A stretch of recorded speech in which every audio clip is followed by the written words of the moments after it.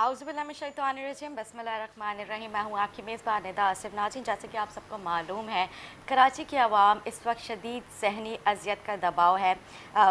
जिस तरह से मैं बात करूँ नौजवानों की, क्योंकि हमारी जब हुकूमत आती है तो वैसे तो यूथ के लिए काफ़ी बातें की जाती हैं, उनकी नौकरियों की, उनकी तालीम के हवाले से, लेकिन वो जो सारे दावे और वादे होते हैं वो सिर्फ़ और सिर्फ कहने की हद तक होते हैं, सिर्फ स्पीचेस की हद तक होते हैं। उनको कोई जो है जिस तरह से बातें की जाती है वो अभी तक उनके ऊपर इम्प्लीमेंटेशन क्यों नहीं की जाती है। क्योंकि यूथ, अगर मैं बात करूँ तो हमारे मुल्क का एक बहुत बड़ा हिस्सा है।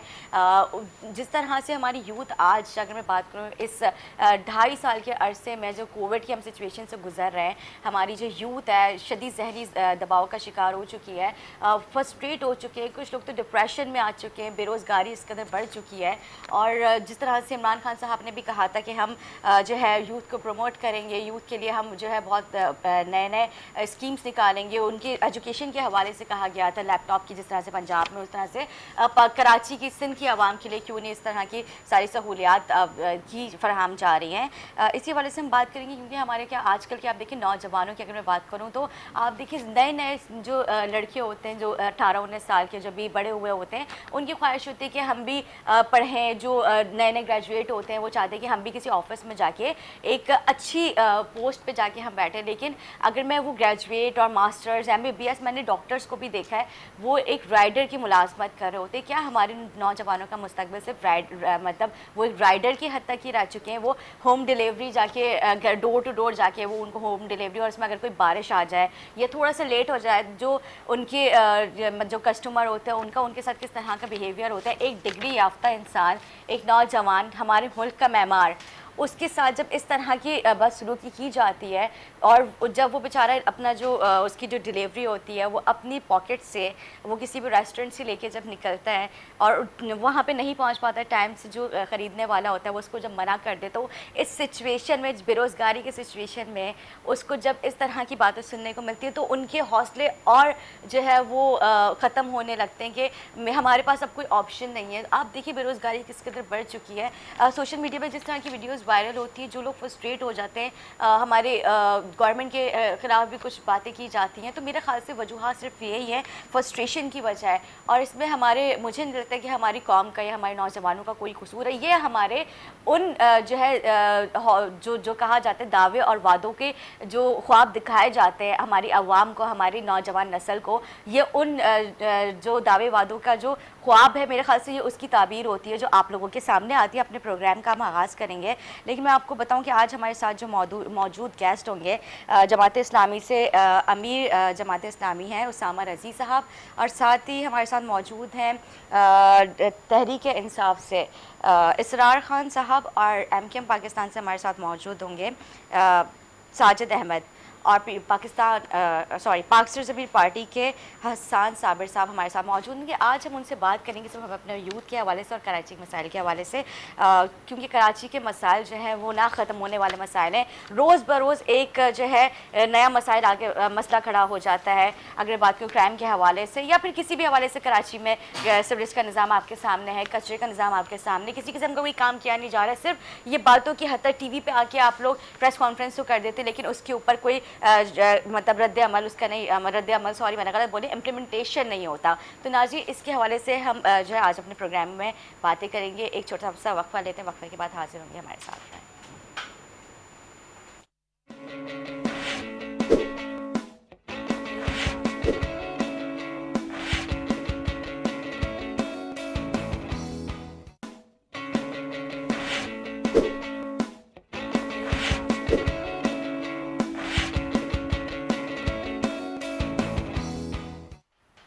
वेलकम बैक नाज़रीन, वेलकम बैक।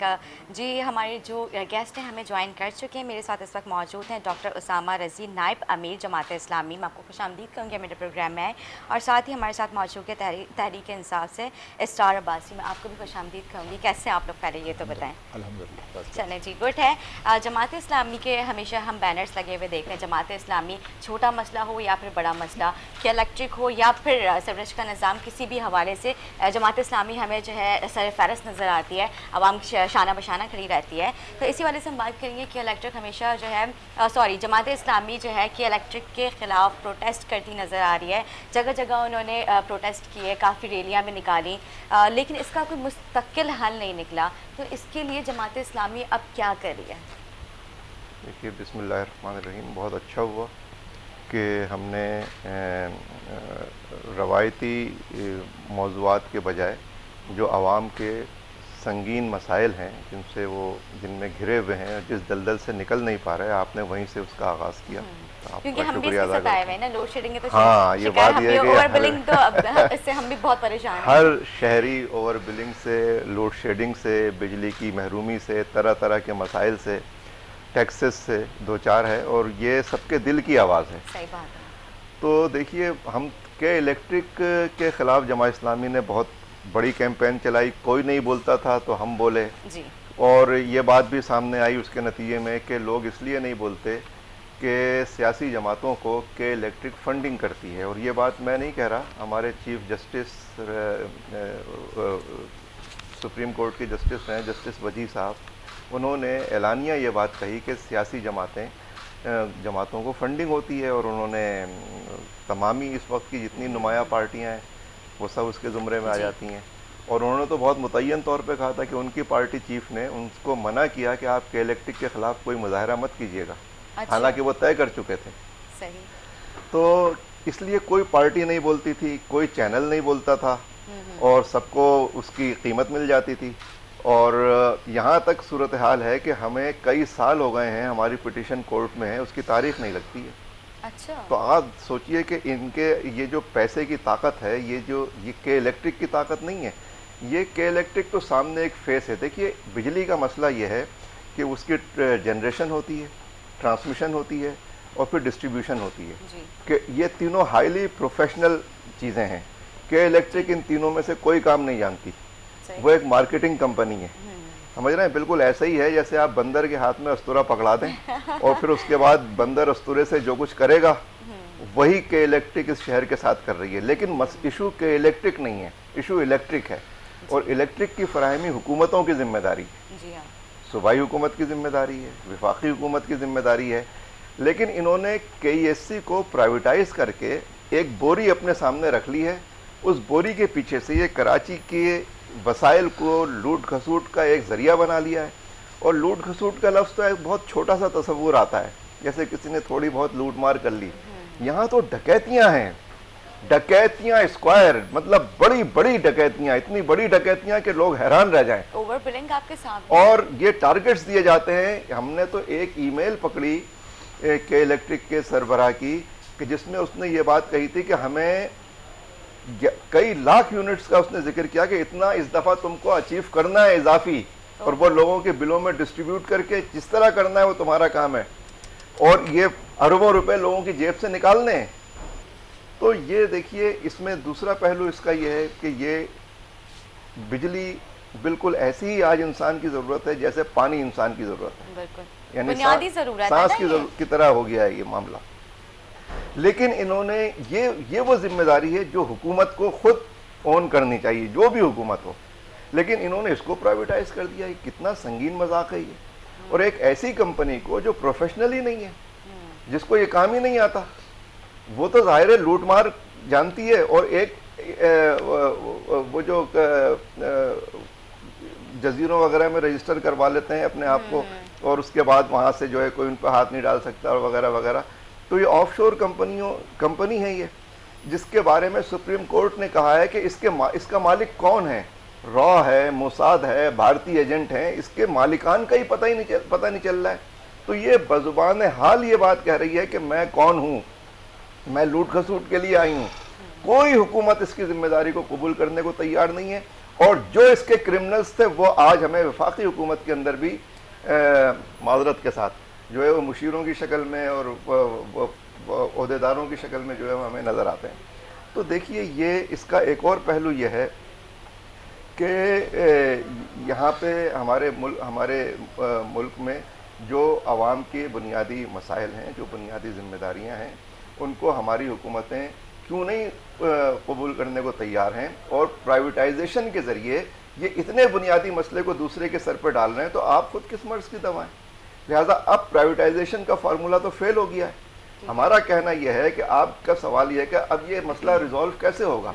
इस मसले के रिजॉल्व होने की एक ही सूरत है कि ये दोबारा हुकूमत इसको ओन करे, इसकी प्राइवेटाइजेशन को ख़त्म किया जाए, KESC को दोबारा बहाल किया जाए या किसी और नाम से हुकूमत इस जिम्मेदारी को पूरी तरह खुद कबूल करे। और जिन बुनियादों के ऊपर इसको प्राइवेटाइज किया गया था वो सारी चीज़ें इस वक्त ख़त्म हो चुकी हैं और न के इलेक्ट्रिक ने कोई जिम्मेदारी पूरी की है, ना इसने जो इनको सब्सिडी दी जाती थी, 1.5 अरब रुपए सब्सिडी दी जाती थी KESC को, इस वक्त जो है कई 100 अरब रुपए आप इनको सब्सिडी दे चुके हैं। ठीक है जी। इसरार साहब, जैसा से उसामा रज़ी साहब ने कहा कि फेडरल गवर्नमेंट को चाहिए कि KESC को जो अब KE हो चुकी है उसको ओन किया जाए और जिस तरह से मैंने अभी पिछले दिनों लाइसेंस मंसूख किया जाए, इनके क्रिमिनल्स को पकड़ के गिरफ्तार करके सजाएं दी जाएं उनको। ठीक है। जिस तरह से मैंने देखा पिछले दिनों KE के खिलाफ आपके फेडरल गवर्नमेंट के PTI के MNS MPs ने भी काफ़ी प्रोटेस्ट किया था, उनके ऑफिस के बाहर गए थे। लेकिन KE की अपनी बदमाशियाँ है जो वो किसी की सुनती ना है। अगर मैं बात करूँ सिंध गवर्नमेंट की और ना ही फेडरल गवर्नमेंट की, वो तो किसी किस्म के उनकी कान में जो ही नहीं रेंग रही है। बहुत शुक्रिया। जिस तरह उसामा भाई ने कहा कि आपका टॉपिक जो है वो बहुत रेलेवेंट है कि इससे पहले भी जब मैं आपके प्रोग्राम में आया था तो उस वक्त भी आपने कराची के इश्यूज़ के ऊपर बात की थी और ये बड़ा ज़रूरी है कि हम हर वक्त पॉलिटिकल डिबेट या एकदम पॉलिटिकल विक्टिमाइजेशन या एक दूसरे के ऊपर ब्लेम गेम से बेहतर है कि हम कोई कंस्ट्रक्टिव बात करें कि क्या है। देखिए, के इलेक्ट्रिक का जो प्राइवेटाइज हुई वो पीपल्स पार्टी के दौर में हुई और पीपल्स पार्टी के फेडरल में गवर्नमेंट थी, सिंध में गवर्नमेंट थी और उस वक्त के जो सदर थे आसिफ अली जरदारी साहब, उन्होंने कहा जाता है कि ये उन्हीं की कंपनी है और वो उसके बिहाइंड है क्योंकि जो कुछ मराद के इलेक्ट्रिक को उस दौर में दी गई, जब हम गवर्नमेंट में भी आए तो हमने वो मुआहदे निकाले तो देखा गया तो कहा यहाँ तक गया कि जो इनके लॉसेस होंगे के इलेक्ट्रिक के वो भी फेडरल गवर्नमेंट बेयर करेगी, ये भी एग्रीमेंट है। ठीक है। अच्छा, जब उसामा ने ठीक कहा, हम मुजाहरे करते रहे, जमात इस्लामी हमसे बड़े मुजाहरे करती रही, हमारे शायद मुजाहरों का वो वॉल्यूम नहीं होगा कि हमारी जमात को उस तरह से ना मीडिया में जब तक हम पावर में नहीं आए थे तो कवरेज या वो चीज़ें नहीं थी। लेकिन जब हमारी गवर्नमेंट आई और हमारे फेडरल मिनिस्टर असद उमर भी वहाँ गए, हमारे अपोजिशन लीडर पर गौस नकवी, तमाम MPs हैं मैंने, आप ये यकीन जानिए कि अपोजिशन लीडर की जो वैल्यू होती है नेक्स्ट टू CM होती है, उसको दफ्तर के अंदर दाखिले की इजाज़त नहीं दी। यही तो मेरा सवाल है। मैं उसी तरह पा रहा हूँ। उसामा ने कहा ना कि फेडरल गवर्नमेंट के अंदर उनके नुमाइंदे, देखिए ताबिश गौहर या जिसकी तरफ भी इशारा मेरे भाई ने किया है, वो पेड मुलाजिम है, वो एम्प्लॉइज़ हैं, वो मालिक नहीं है के इलेक्ट्रिक के। जो मालिकान हैं के इलेक्ट्रिक के, उनके ऊपर ये जिम्मेदारी होती है और आज तक हकीकत ये है कि इसका तयन ही नहीं हो सका कि इसके मालिकान कौन है। हमने जितने मुआहदे निकाले, क्योंकि एक्चुअली जो पहला मुआहदा था वो जिस ग्रुप के साथ था वो दुबई का ग्रुप था, वो तो टेक ओवर करने नहीं आया, तो जो सेकंड बिडर था उसको ये अवार्ड कर दी गई। कैसे कर दी गई, क्या उसके लिए दोबारा रीबिडिंग हुई या नहीं, ये एक बहुत लंबा लीगली हम इसको देख भी रहे हैं कि हम अगर इस मुआहदे को कैंसिल करते हैं, क्योंकि मैं जब अपोजिशन में हमारी पार्टी थी, मैं उस वक्त भी ये कहता था कि के इलेक्ट्रिक को जब तक गवर्नमेंट के कंट्रोल में, हमारी गवर्नमेंट नहीं थी उस वक्त, लेकिन मैं कहता था कि ये कौमी इदारे को अगर गवर्नमेंट के कंट्रोल में ना लिया गया तो ये प्राइवेटाइज होकर बर्बाद हो रहा है। क्योंकि देखिए, प्राइवेटाइज की सबसे पहली शिक क्या थी कि हम इतनी इन्वेस्टमेंट करेंगे to improve the quality of the services. आपने टके की जो है इन्वेस्टमेंट नहीं की, बल्कि उल्टा जो अरबों रुपए की जो तांबे की तारें थी वो उतार के बेच के खा गए। के इलेक्ट्रिक की ज़मीन कई जगहों पर बेच दी गई, तो बहुत बड़ा स्कैम है इसके अंदर। लेकिन प्रॉब्लम्स क्या हैं कि कुछ लीगल इश्यूज ऐसे हैं जो हम फेडरल गवर्नमेंट होने के बावजूद, और फिर 18वीं तरमीम जब 2013 में आई तो उसमें पावर जनरेशन सूबे के पास चली गई। अब फेडरल गवर्नमेंट सूबे को कह सकती है, सूबे को फोर्स नहीं कर सकती, ये भी एक बहुत बड़ा मसला है।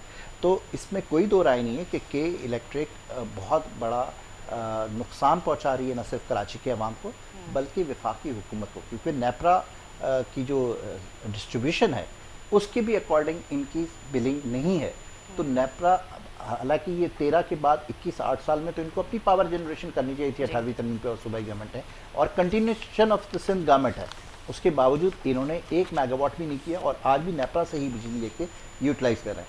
तो इस मुआहदे के को अगर हम कैंसिल करते हैं तो उसके जो भी कॉन्सिक्वेंसेस होंगे वो आवाम के सामने हमें रखने पड़ेंगे और उसको बताना पड़ेगा कि इसके नुकसानात को देख के एज अ कौम हमें वो कड़वी गोली निकलनी है या इस मुआहदे की मुद्दत को पूरा होने तक वेट करना पड़ेगा। अच्छा, मतलब ये मुआहदा कितने इसकी मुद्दत बाकी है? देखिए, इसकी जो हमने अभी देखा था ये हुआ था 20 साल का 2011 में 2011 में हुआ जी, था। 31 तक इसकी म्याद जो मेरी इंफॉर्मेशन है तो उसमें 2023 सॉरी 31 ओके ओके 31 ओके तक 20 साल ओके 2011 में ये हुआ था और 20 साल के लिए ये किया गया था। हाँ, इसमें जिन कानूनी नुकात का हम जायज़ा ले रहे हैं कि जिसमें मुआहदे की खिलाफ वर्जी पर मुआहदे की कैंसलेशन के ऊपर हम पे कम है, तो वो जो है उस पर काफ़ी चीज़ें रेलिवेंट हैं। उसका हमने डाटाबेस भी इकट्ठा कर लिया है कि क्या जो मुआहदे के तहत इन्होंने इन्वेस्टमेंट की बात की थी वो की गई, क्या इन्होंने इंफ्रास्ट्रक्चर को बर्बाद नहीं किया, लैंड लॉसेस को ज़्यादा शो नहीं किया। यानी देखिए, लैंड लॉसेस को शो करके ये ओवर बिलिंग करते हैं, क्योंकि इनकी पॉलिसी ये है कि अगर किसी जगह बिजली चोरी हो रही है तो उसकी जिम्मेदारी के इलेक्ट्रिक के ऊपर नहीं आ रही। के इलेक्ट्रिक पैसा तो कमा रही है लेकिन उसकी जिम्मेदारी वो दूसरे जो बिल पेयर्स हैं उनके ऊपर डिस्ट्रीब्यूट कर देती है जी। तो कि आप अगर अर्न कर रहे हैं, हाँ, अगर आप अर्न कर रहे हैं तो आपके ऊपर मॉरल रिस्पॉन्सिबिलिटी है कि फिर लॉसेस भी आप ही बेयर करें। ऐसा तो हो नहीं सकता कि फ़ायदा आप कमा रहे हैं। यहाँ पर तो आवाम से आप टैक्सेस भी भरपूर ले रहे हैं जी। ये है कि ये 3 साल हो गए हैं ना। असल मसला ये नहीं है कि हम के इलेक्ट्रिक की तफसीलात पे जाके बात करें, के इलेक्ट्रिक की ये तो सारी तफसीलात हैं। मसला ये है कि मर जाएगी मखलूक तो इंसाफ करेंगे आप। तो 3 साल हो गए हैं, 3 साल होने के बाद अब आखिर वो दिन कब आएगा? ये तो बिजली कोई ऐसा मसला थोड़ी है कि चलो बाद में देख लेंगे। फिर उस शहर का मसला है कि जो शहर आपके मुल्क की माशी रीढ़ की हड्डी है, उस शहर का मसला है जहाँ 3.5 करोड़ इंसान बसते हैं। उस शहर का मसला है जो पाकिस्तान की इंडस्ट्रीज का हब है। तो ये वो शहर आपकी प्रायोरिटी पे कब आएगा? वो शहर जिसने आपको 14 सीटें दी हैं कौमी असम्बली की, 24 सीटें दी हैं सूबाई असम्बली की, आपकी गवर्नमेंट है, आपका मुआहदा है, आपके पास मुआहदे की तफसीलात हैं, तो आप आखिर वो काम कर क्यों नहीं रहे भाई? आपसे लोग उम्मीद रख रहे हैं, आपकी तरफ लोग देख रहे हैं, आपसे तवक्कुआत बांधी हुई हैं लोगों ने, तो वो दिन कब आएगा? मैं आपको अपनी बता चुका हूँ ना साहब भाई कि देखें 2011 से लेके 2018 तक तो हम पावर में नहीं थे ना। ये 8 साल तो हमारी हुकूमत नहीं थी, ना हम सूबे में थे ना विफाक में थे। 3 साल से जो हम कोशिशें कर रहे हैं एज अ विफाक, लेकिन हमारे राह में 18वीं तरमीम के साथ साथ इस मुआहदे की इम्प्लीमेंटेशन के ऊपर भी इश्यूज है और हम इसको सीरियसली कोशिश कर रहे हैं कि इसको रिजॉल्व करें। इससे पहले 8 साल की किसी का, और ये भी बात ऑन रिकॉर्ड है कि हमारे जो दौरे हुकूमत है इसमें बिजली की लोड शेडिंग का वॉल्यूम कम हुआ बनस्बत जो लास्ट गवर्नमेंट थी मुस्लिम लीग नून की फेडरल में। उस वक्त आपको भी याद है, हमें भी याद है कि कराची में 14-14 घंटे 12 घंटे भी लोड शेडिंग हुई है। लेकिन अभी भी अब तो इस तरह क्या हो गया है कि अब तो 20-20 घंटे लोड शेडिंग रहने लगी है। ऐसा नहीं है, नहीं अभी भी है बहुत सारे एरियाज में कराची के। मैं आपको खुद ही बता दूं, मैं आपको खुल के बताऊं, अभी भी जो उस वक्त बयान पिछले हफ्ते जो दिया गया उसमें ये कहा गया कि जिन इलाकों में बिजली की चोरी ज़्यादा है वहाँ पर लोड शेडिंग का दौरानिया बढ़ाया गया है और जहाँ कम है वहाँ कम है। ये कोई मैं समझता हूँ बहुत से इलाके ऐसे जहाँ 1 घंटा भी लाइट नहीं जा रही। गुलशन के इलाके में 13D वगैरह इधर फेज 2 के इलाकों में लाइट 1 घंटा भी नहीं जा रही। लेकिन मैं बता रहा हूँ आज कल रात से आज सुबह तक जिच हो गई है तबीयत। सर वो देखिए तो गुलशन में लाइट थी ही नहीं। नाज़रीन आप टेलीविजन स्क्रीन पे देख सकते हैं, हमारा स्क्रीन पे नंबर चल रहा है, आप हमें लाइव कॉल कर भी सिलसिला जारी है। लाइव कॉल करके आप हमें बताएं कि आपके एरिया में कितनी लाइट जा रही है, कौन कौन सी एरियाज में लाइट जा रही है। जी हम आवाम से उनकी राय ले लेंगे। जी मेरा कहना ये था कि आप ये जो बात असरार भाई कह रहे हैं ना, ये इसको सामने लेकर आते, सियासी जमातों के साथ बैठते, जो इन चीज़ों को लेकर चल रहे हैं, जो इस शहर के स्टेक होल्डर्स हैं उनके साथ शेयर करते, लेकिन आपने बदकिस्मती से ये किया कि आपके गवर्नर और आपके बहुत ही बड़ा नाम आपका कहलाता है कि जी वो फला फला फला फला, उनकी मार्केटिंग पर्सनैलिटी मार्केटिंग शायद बहुत अच्छी है, असद उमर साहब। जी तो इन्होंने आके प्रेस कॉन्फ्रेंस की के इलेक्ट्रिक के ऑफिस के सामने वज़रा होते हुए, गवर्नर होते हुए, MNA MPs के साथ कि कल से जो है वो लोड शेडिंग नहीं होगी।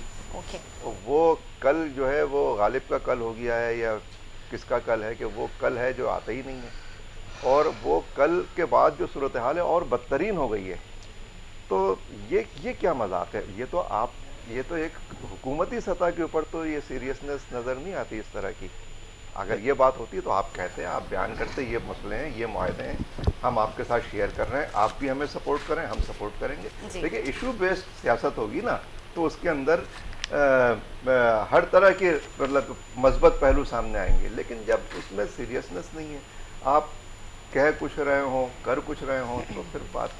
देखिए, मैं उस्मान भाई को फिर बता रहा हूँ कि जब ये बात कर रहे हैं, जिस वक्त असद उमर ने ये बात की थी, ये पिछले साल की बात है। उस वक्त हमने बहुत ज़्यादा लोड शेडिंग का दौरानिया बहुत बड़ा हुआ था, और हमने जब कैंप लगाया था तमाम हमारे पार्लियामेंटेरियन जो थे वो धरना दे के बैठे थे, और उसके बाद वाकई लोड शेडिंग ख़त्म हो गई थी। लेकिन ये पिछले अच्छा चलिए मैं देखिए ना, आप आवाम की आपने लाइन्स खोनी है तो आप पूछ लीजिए कि टेलीविजन स्क्रीन पे नंबर चल रहा है, आप लोगों के कॉल्स की लाइव देखिए, कॉल का अभी सिलसिला जारी है। पिछले 1 महीने से लोड शेडिंग दोबारा शुरू हुई है।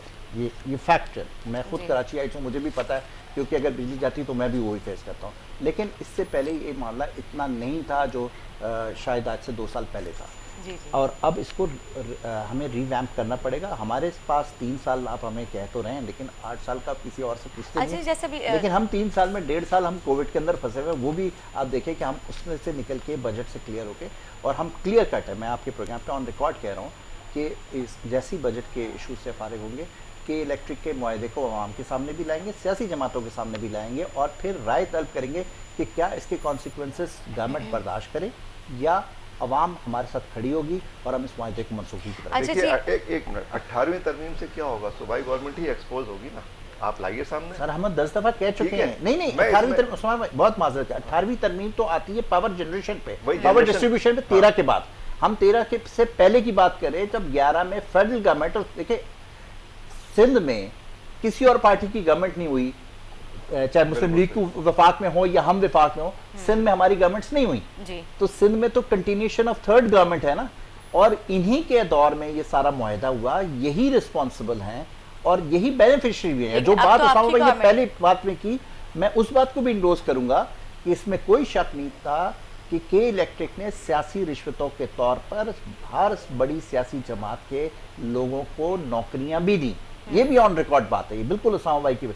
लेकिन मैं उसमें क्लियर कट अपना कह दूं कि हमारी पार्टी से ऐसा कुछ भी नहीं था, क्योंकि हमें तो उस पर कोई सीरियस ही नहीं लेता था। नहीं, लेकिन जस्टिस वजी साहब ने कुछ और जस्टिस बताया। वजी साहब की देखें, वो जस्टिस झूठ नहीं बोलते। नहीं सर, देखें जस्टिस वजी साहब हमारी पार्टी के मेंबर थे। भाई वो उनकी तो- मेरी गुजारिश सुन लीजिए ना सर, मैं फिर वही Senior कह रहा हूँ, आदमी। अगर वजी साहब मौजूद होते तो उनकी मौजूदगी में बात करना ज्यादा मुनासिब होता। जब एक शख्स मौजूद नहीं है तो नहीं, मैं उन्होंने मुनासिब मीडिया नहीं के समझता। सामने कहा। नहीं सर, मीडिया के सामने तो फिर मैं उनकी 10 चीजें भी कह दूं जो हमारी पार्टी में रहते उन्होंने की। वो तो अलग है ना, ये कैसे सर चुप ये, है? नहीं देखे ना, जब कोई शख्स आज हमारी पार्टी छोड़ के एक बंदा चला गया और वो पीपल्स पार्टी में चला गया और वो वहां बैठ के अगर हमें गालियां दे रहा तो हम उसका क्या कह सकते हैं? कुछ नहीं कह सकते ना। इसीलिए जब तक आप पार्टी में थे, अब विद इन पार्टी, मेरी पार्टी में आज कोई खराबी होती है, उस्मान भाई को बहुत पता है, बहुत इश्यूज पे मैं अपनी पार्टी के अंदर रह के अपने फोरम पे लड़ा हूँ, ये गवाह है इस बात के। तो अगर रेक्टिफाई करना है तो वहां बैठ के करें, आप जाके कहीं और, जब तक आप उसके अंदर मौजूद हैं आपके लिए सब कुछ अच्छा है, और जैसे ही आप कहीं और शिफ्ट होते हैं तो आप उसको वो बुरा लगता है। तो अच्छा ये जी, मैं आपने एक अभी बात कहा कहता हूँ, सिर्फ एक 18वीं बात। तरमीम के, जी जी मैं ये कह रहा हूँ कि ये बहुत अच्छी बात की इन्होंने कि अब हम बजट इशू खत्म ही हो गया, उसके बाद हम के इलेक्ट्रिक को एड्रेस चलिए, करेंगे। तो बहुत अच्छी ठीक है, बात मैं है। इसमें एक चीज़ और ऐड कर देता हूँ कि आप 2 चीज़ों को एड्रेस करें, दोनों बिल्कुल हमारी सांस की तरह है। वो है कराची शहर की मरदमशुमारी।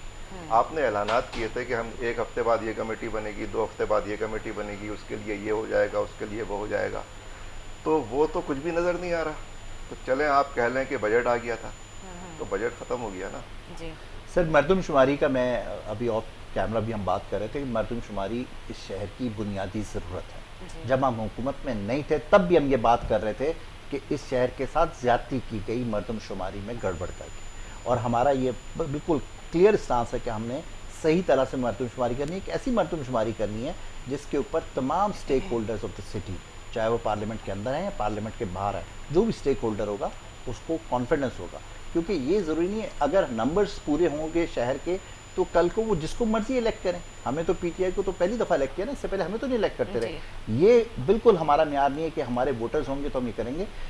इंशाअल्लाह अज़ीज़ मरदमशुमारी इसी साल उसके ऊपर काम शुरू हो जाएगा। मरदमशुमारी के ऊपर पेपर वर्क हो चुका है और मरदमशुमारी इसी साल शुरू होगी। ठीक है जी स्टार साहब, जब आपकी गवर्नमेंट नहीं थी इससे पहले इमरान खान साहब ने काफ़ी दावे वादे किए थे, यूथ के हवाले से काफ़ी बातें की गई थी, लेकिन अगर आज मैं अपने मुल्क के नौजवानों को देखती हूँ तो मेरा दिल बहुत ज़्यादा दुख जाता है। वो राइडर की नौकरी कर रहे होते हैं या कहीं ऑफिस में प्यून होते हैं, तो मैं उनको देख के मेरा दिल, आपको पता है, लिटरली आंसू से रो रहा होता है कि ये हमारे मुल्क के मेहमान हैं और इनके साथ ये मतलब इनका मुस्तकबिल ये है।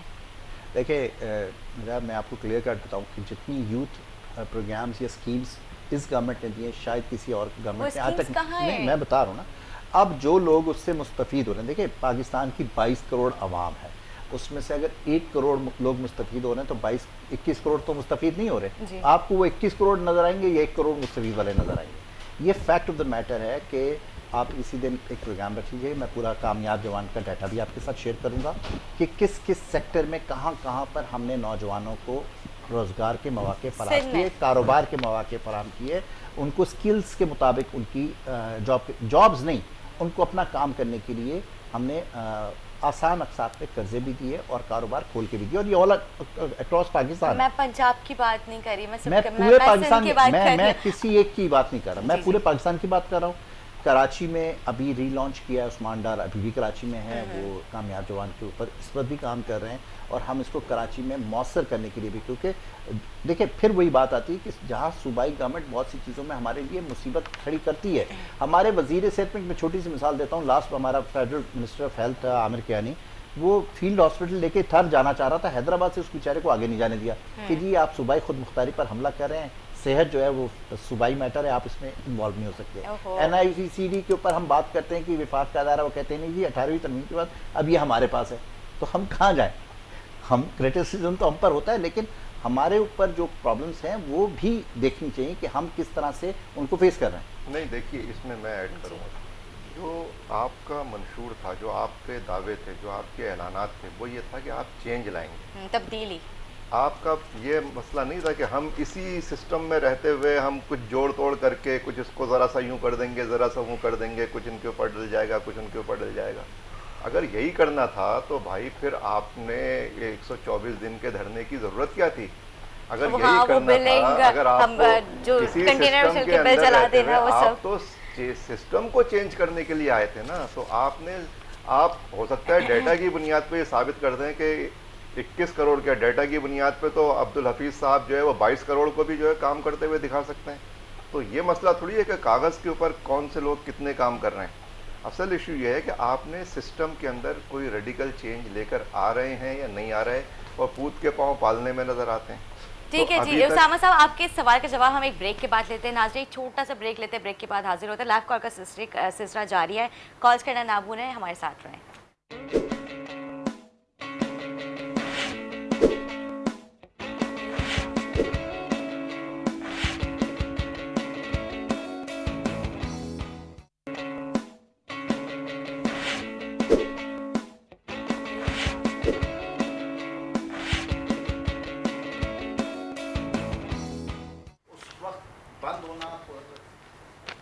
वेलकम बैक नाज़रीन, वेलकम बैक। जो उसामा रज़ी साहब का सवाल था, मैं चाहूँगी कि हम अब आपसे उसी सवाल को हम जाएंगे, उसका आप जवाब दें।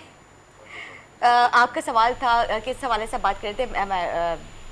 मैं चाहूँगी आप उसको रिपीट करें। मैं तो ये कह रहा था कि जो PTI से लोगों की उम्मीदें थी वो ये थी कि एक ऐसा चेंज होगा, तब्दीली नहीं तब्दीली, इस स्टेटस को तोड़ देगा। लेकिन अगर PTI के आने के बाद भी पता ये चले कि यही स्टेटस को कंटिन्यू कर रहा है, और इसी स्टेटस को में रहते हुए जो इंसानों के ऊपर, इंसानों के लिए जुल्म की एक ऐसी चक्की है, 2 पार्ट हैं जिसमें इंसान पिस रहे हैं, सिर्फ आप थोड़ा सा रिलीफ उसमें अगर देने के को ये समझ रहे हैं कि इसका नाम चेंज था, तो ये तो कोई चेंज नहीं है। हमें तो इन चक्की के जिन पार्टों में हम पिस रहे हैं उनसे आज़ादी चाहिए, हम उनसे निकलना चाहते हैं। आवाम चाहते हैं कि ये हम पिसे नहीं, हम एक रिलैक्स ज़िंदगी में आए, हमें ज़िंदगी की बुनियादी सहूलतें मैसर आ जाएं, हमें एक इंसान की हैसियत से जीने का हक़ मिल जाए इस मुल्क के अंदर, इस शहर में, इस सिस्टम में, इस निज़ाम में, तो वो उस सिमत जाती हुई हम चाहते हैं, हम उसमें आपके साथ, अगर आप उस तरफ चलेंगे हम आपका साथ देंगे, हम आपके को कंट्रीब्यूट करेंगे, हम आपके हमरा खड़े होंगे। लेकिन आप तो उस तरफ जाने के बजाय आपकी डायरेक्शन ही दूसरी, आप स्टेटस को की तरफ ही जा रहे हैं, कह रहे हैं कि इसमें रहते हुए हमने देखिए आपको ये रिलीफ नहीं दिया, हमने देखिए आपको वो रिलीफ नहीं दिया। तो भाई आपके इस रिलीफ, ये किस मर्ज की दवा है?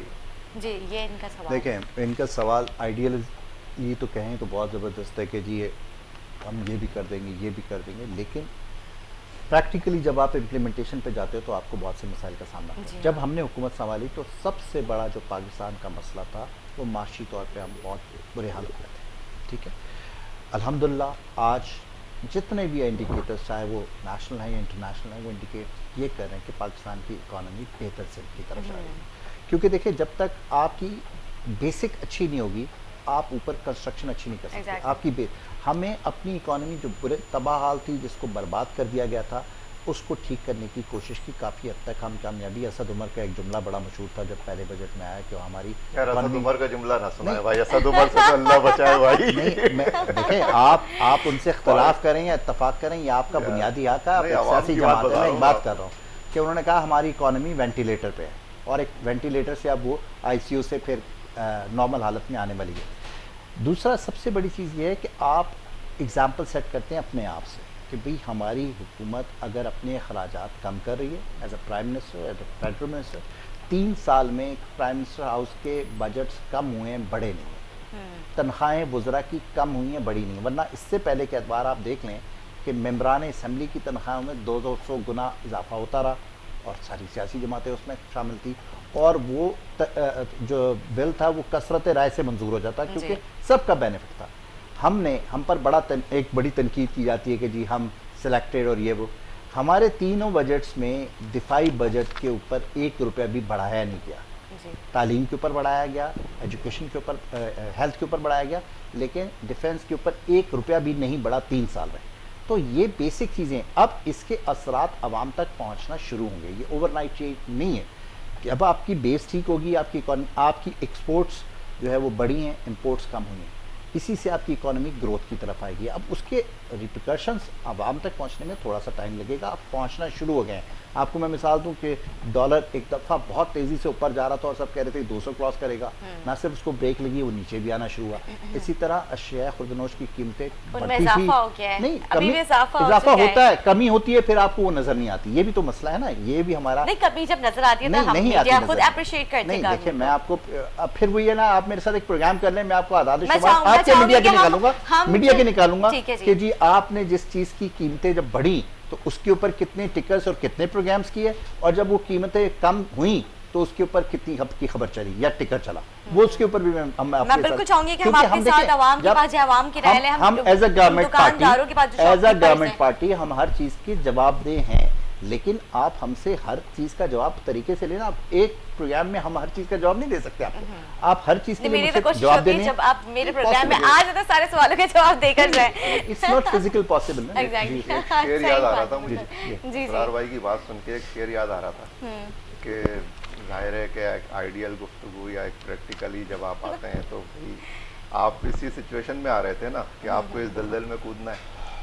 तो वो एक शेर मुझे ये याद आ रहा था कि रेत पर थक के गिरा हूँ तो हवा पूछती है आप क्यों आए थे इस दश्त में वहशत के बगैर।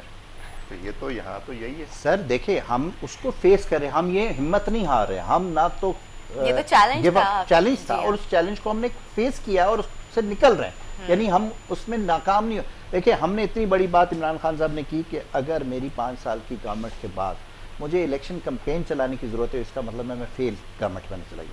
वरना आप पिछले अखबार में पीपल्स पार्टी का दौर 5 साल देखें, उसके बाद उनकी गवर्नमेंट फेडरल में से क्या पूरे मुल्क से सफाया हुआ, एक सूबे तक रह गए।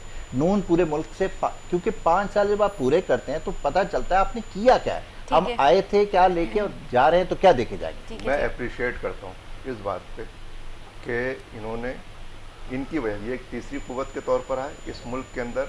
ये चैप्टर लोग समझ रहे थे क्लोज हो गया है कि अब ये बारियां लग गई इन 2 जागीरदार क्लब्स की कि अब एक जागीरदार लूटेगा, जब वो थक जाएगा तो नून लीग के नाम से दूसरा जागीरदार लूटेगा।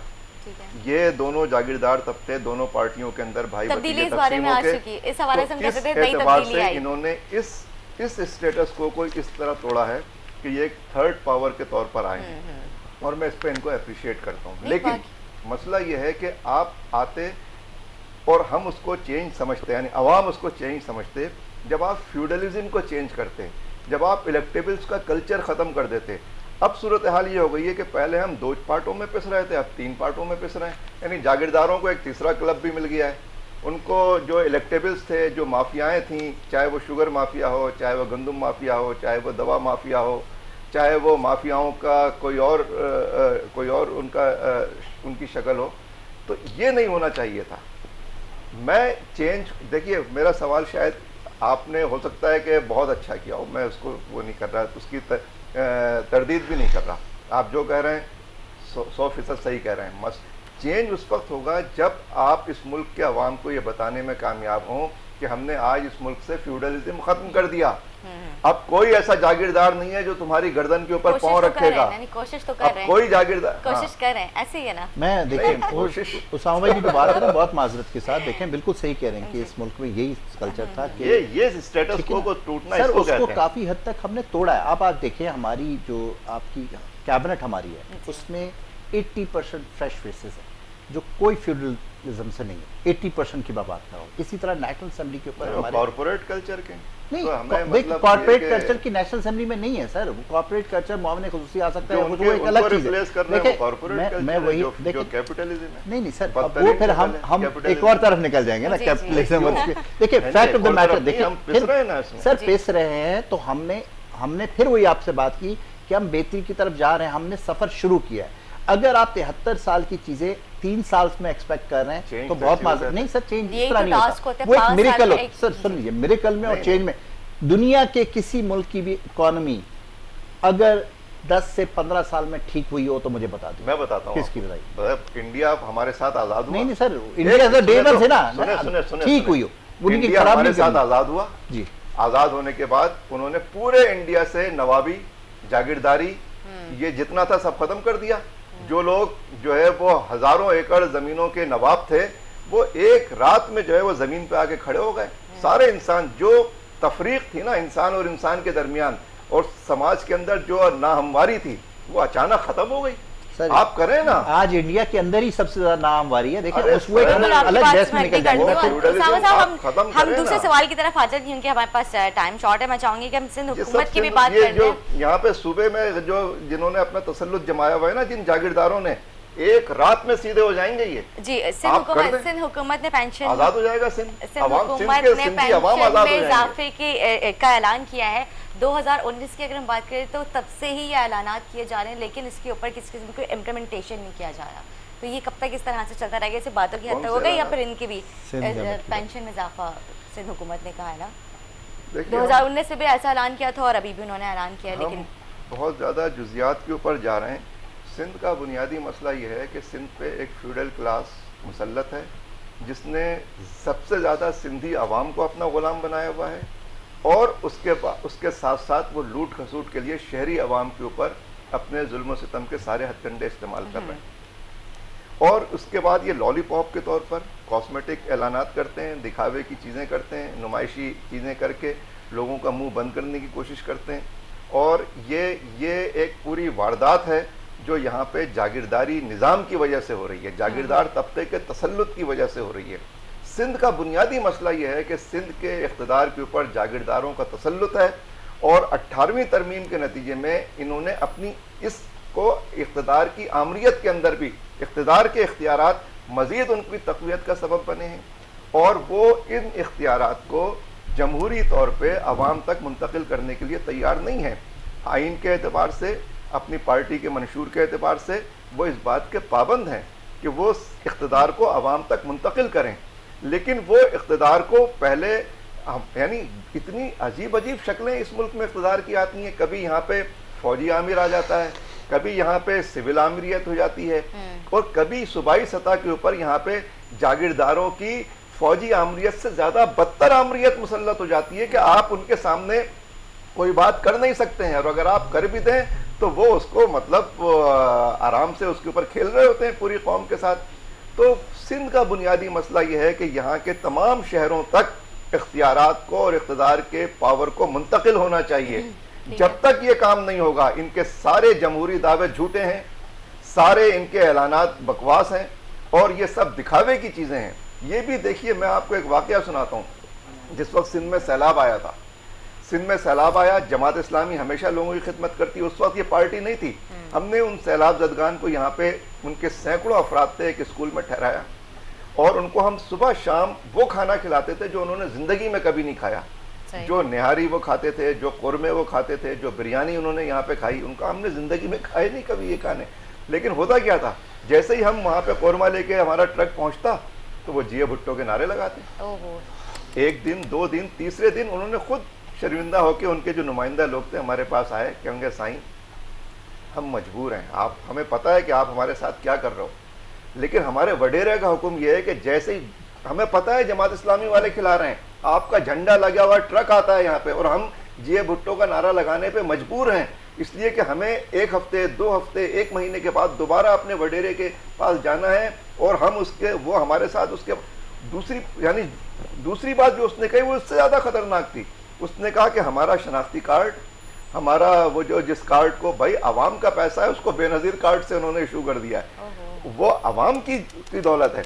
क्योंकि हमारा बेनज़ीर कार्ड, हमारा शनाख्ती कार्ड हमारे वडेरे के पास है, और वो उसके जो पैसे आते हैं वो भी उसकी जेब में जाते हैं।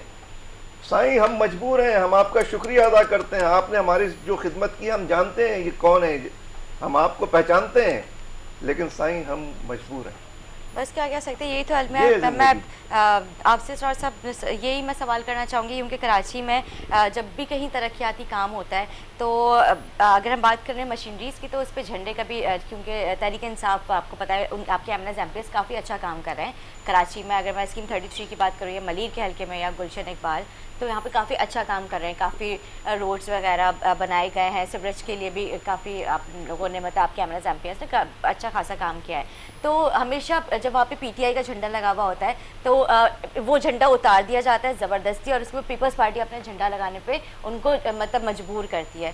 तो ये इस तरह से झंडों की सियासत कब तक चलती रहेगी? देखिए, ये बहुत इम्पॉर्टेंट बात आपने कही है कि इस वक्त कराची में, जिस तरह उसामा भाई ने शुरू में हमसे कहा कि जी आपको कराची ने मैंडेट दिया, हमारे लिए बहुत सी हर्डल्स थी कि हम कराची के अवाम को डिलीवर कैसे करें, क्योंकि 18वीं तरमीम का इन्होंने मीठा हिस्सा तो हजम कर लिया, कड़वा हिस्सा इनको हजम नहीं है।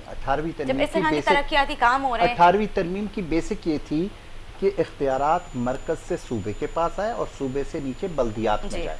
इन्होंने सूबे ने वो इख्तियारात मरकज से तो सारे ले लिए, लेकिन नीचे बल्दियात को देने से इनकारी हुए, जिसकी वजह से जो लास्ट बल्दियाती निज़ाम था कराची में वो डिलीवर नहीं कर सका।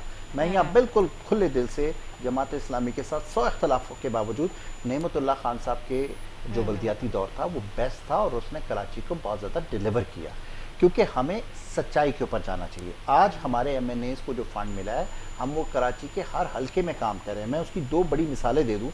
एक वो हल्का जहाँ से हम हारे और सईद गनी साहब सूबाई वजीर जीते हुए, हम उस हल्के की हर यूनियन काउंसिल में डेवलपमेंट काम करा रहे हैं। ये नहीं कि हम सीट हार गए तो हम उसको छोड़ दें। इसी तरह किमाड़ी का वो हल्का जहाँ कादिर पटेल साहब जीते हुए, हम वो सीट भी हारे हुए हैं, लेकिन उसके बावजूद भी वहाँ काम हो रहा है। तो हमारा कहने का मकसद ये है कि जो इख्तियार या जो कुछ हमारे पास होगा, हम पर फ़र्ज़ है कि वो डिलीवर करें। लेकिन उसामा भाई की बात ये बिल्कुल ठीक है कि जब तक हमने उस फ्यूडलिज्म के कल्चर को चेंज नहीं करना, क्योंकि आप चले जाएं दही सिंध में, तो वहाँ प्रॉब्लम क्या है कि वहाँ जो कॉन्स्टिट्यूंसीज़ हैं वो वडेरे ने बनाई हैं, उसने अपनी ज़मीन के मुताबिक बनाई हैं। जहाँ जहाँ तक उसकी अराज़ी है, जहाँ जहाँ तक उसके मज़ारे या मुलाजमीन हैं, वही उसके वोटर्स हैं, और वही हल्का व इंतखाब है उसका। और इसलिए वो इलेक्शन कैंपेन करे या ना करे, वो शनाख्ती कार्ड भी उसके पास है, वो वोटर लिस्ट भी उसके पास है, और वो वोट भी उसके पास है। इसीलिए जब तक इस सिस्टम को आप तोड़ेंगे नहीं, पहली दफ़ा पीटीआई ने सिंध के अंदर पेनिट्रेट किया। हमने 2-3 जगह से सीट निकाली। उबाड़ो की सीट, जहाँ मेहताब डहर एक पीपल्स पार्टी के स्टॉलवर्ड्स थे, उनको हमने शिकस्त दी। इसी तरह जैकबाबाद में दी। लेकिन it's still a long way to go, क्योंकि जब तक हम एक तो मरदमशुमारी से जो शहरी सिंध है, शहरी सिंध का तनासुब बढ़ेगा, और देही सिंध से जो जिस तरीके से फ्यूडल अपना वोट लेके आते हैं और फिर हुकूमत करते हैं, क्योंकि उन्होंने इसको अपना तख्त बनाया हुआ कि इस तख्त पे वो हुक्मरानी करते हैं। इससे उनको कोई गर्ज नहीं है कि वो क्या रेवेन्यू दे रहे हैं या क्या कुछ कराची से ले रहे हैं, वो सिर्फ इससे गेन करना चाहते हैं, देने के लिए तैयार नहीं। और हमें वाकई बल्दियाती निज़ाम के ऊपर भी और मरदमशुमारी के ऊपर एक कराची का मसला उस वक्त तक हल नहीं होगा जब तक एक मजबूत बल्दियाती निज़ाम और बाइख्तियार मेयर कराची नहीं आएगा। कराची के मसाइल का कोई हल नहीं कर सकता, चाहे हम वफाक में हमारी गवर्नमेंट हो, सूबे में हमारी गवर्नमेंट, कुछ भी नहीं हो सकता जब तक एक मजबूत बल्दियाती निज़ाम इस शहर को नहीं मिलेगा। ठीक है जी, मेरा सवाल है ये जो झंडों की सियासत जब पीटीआई काम कर रही होती है लेकिन क्रेडिट पीटीआई लेने की कोशिश करती है और एमकेएम जो है उसको शेयर करती है। देखिए तो ये कल्चर शुरू हुआ था, इसमें कोई शक नहीं। अच्छा, अब हमारे इलाके में जब हम कर रहे होते काम तो बहुत से वर्कर्स हमारे, उनकी खुशी होती क्योंकि उन्होंने जब से होश संभाला तो एमकेएम के झंडे देखे मशीनरी के ऊपर, तो कभी पीपल्स पार्टी के, तो उनकी ख्वाहिश होती है। हालांकि मैं इसके भी हक में नहीं हूँ क्योंकि इलाके के लोगों को पता है कि काम कौन करा रहा है। देखिए ये 2007-8 का कराची या पाकिस्तान नहीं है, थिंग्स हैव बीन चेंज्ड। आज हर बंदे को पता है कि पीपल्स पार्टी 13 साल से हुकूमत में है और उसने क्या किया, और अगर हम 3 साल में हो तो हमने क्या किया या हमसे पिछले। तो मेरे ख्याल में झंडों की सियासत कम हो रही है और आगे ख़त्म भी हो जाएगी। लोग सिर्फ काम को देखेंगे, काम किसने किया, डिलीवर क्योंकि आवाम यही चाहती है कि डिलीवर किसने किया। ऐड करूंगा, इस बात बहुत अच्छी है लेकिन ये बहुत ही मतलब सतही है। आपकी बात को मैं सतही नहीं कह रहा इस मौक़िफ़ के हवाले से कि अगर हम ये कहते हैं कि हमारे एमएनए काम करते हैं, कोई भी हो, मतलब हमारी पार्टी का हो, इनकी हो, इशू ये नहीं है। देखिए सड़क बनाना, इस किस्म के काम करना, ये एक बाइख्तियार बल्दियाती हुकूमत का काम है। नेशनल असेंबली के मेंबर का ये काम नहीं है, ना ये उसका स्टेटस है, ना उसको इस माइंडसेट के साथ होना चाहिए। उसको इस मुल्क के बुनियादी मामलात के ऊपर एक ऐसी कानून साजी करनी चाहिए कि जिससे पावर स्ट्रक्चर में आवाम का हिस्सा ज़्यादा से ज़्यादा बढ़ता चला जाए, आवाम अपने मसाइल खुद हल कर लेंगे। तो इसलिए ये हमें करने का काम ये है। अगर पीटीआई की गवर्नमेंट कुछ चाहती है, कराची के हवाले से पॉजिटिव जहन रखती है, तो आप कराची के लोगों को इख्तियारात दिलवाने में लोगों का साथ दें।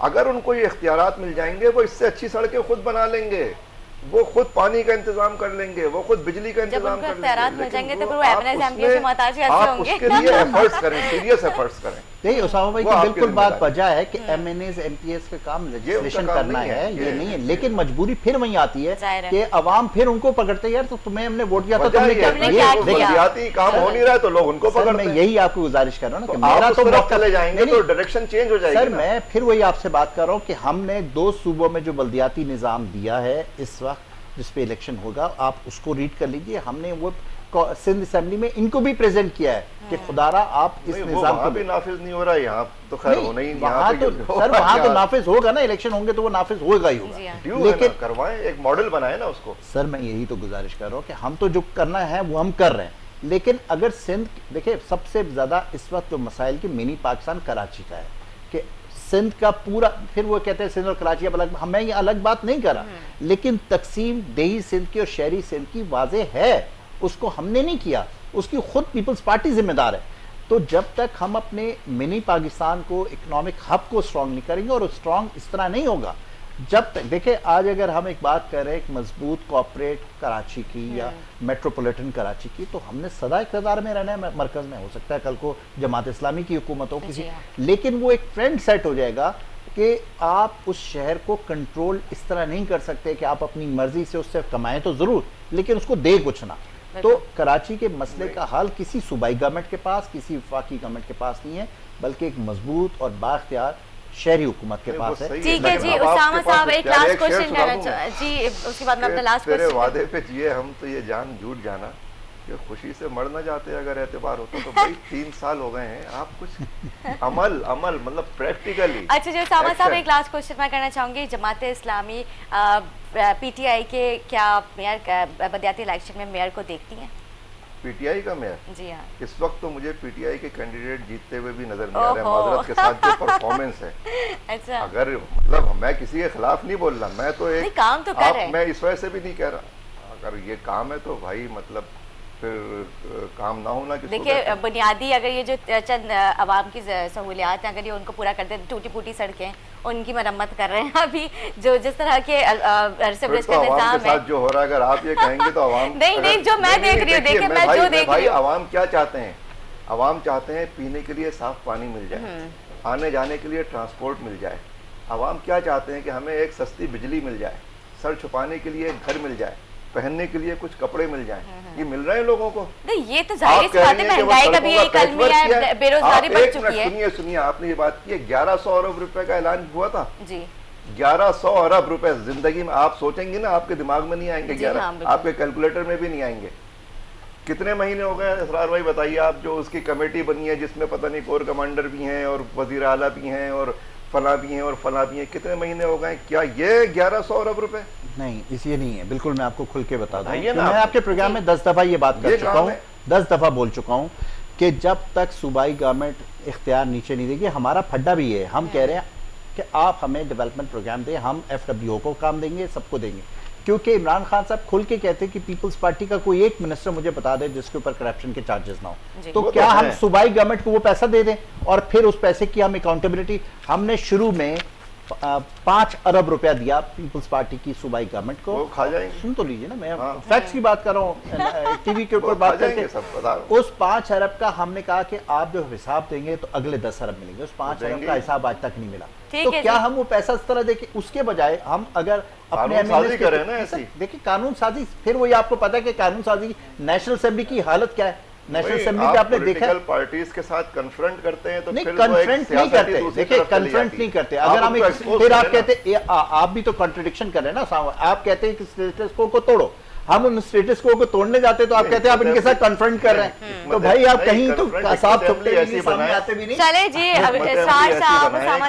आपकी ताकत भी तो, आपको ताकत भी तो मिले ना, हिकमत अमली का मसला है। ताकत हिकमत से मिलती है। बस आपका कहना है कि आप लोगों के पास इख्तियारात हैं तो आप उनको कम से कम अच्छे तरीके से यूटिलाइज करें। इख्तियारात कितने हैं वो इनको भी पता है कि नेशनल असेंबली में लेजिस्लेशन नहीं हो सकती, सेनेट में हमारे पास फुली मेजॉरिटी नहीं है, कहीं पे भी लेजिस्लेशन की मेजॉरिटी नहीं है। कराची की यही है। मैं इस वजह से नहीं कह रहा कि मेरा ताल्लुक जमात इस्लामी से, इस शहर में तरक्की हुई है, तामीर और तरक्की का काम अफगानी साहब के दौर में हुआ है, 2 दफ़ा मेयर बने वो, नेमतुल्लाह खान साहब के ज़माने में हुआ है।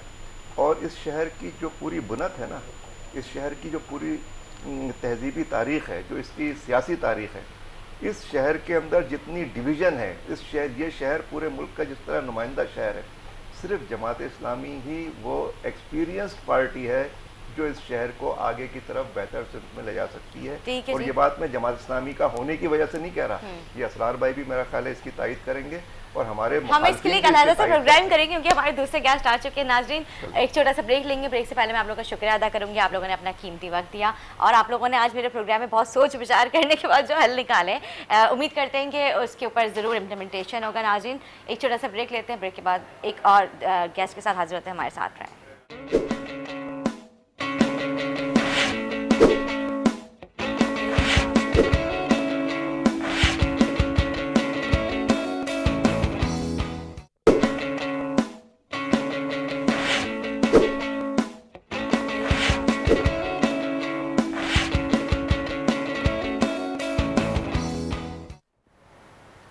वेलकम बैक नाज़रीन, वेलकम बैक जी। हमारे और गेस्ट हमें ज्वाइन कर लिया है। हमारे साथ अभी जो गेस्ट हैं साजिद अहमद MK पाकिस्तान से, और साथ ही हमारे साथ मौजूद हैं हसन साबिर पाकिस्तान ज़मीन पार्टी से। मैं आपको खुश आमदीद कहूँगी। कैसे आप लोग खैरियत से?